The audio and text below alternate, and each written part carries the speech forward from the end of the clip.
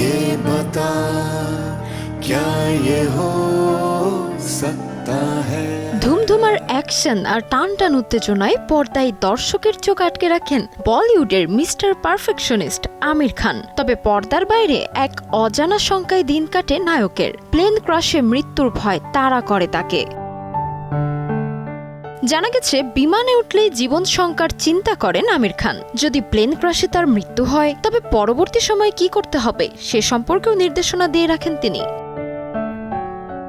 আমিরের এই ভয় সবচেয়ে বেশি কাজ করে সিনেমা মুক্তির আগ মুহূর্তে, আর তাই বিমানে ভ্রমণের আগে সিনেমার এডিটিং, টোন, দৃশ্যের গঠন বিস্তারিত লিখে রাখেন তিনি। সেই তথ্য পাঠিয়ে দেন চাচাতো ভাই মনসুর খানকে।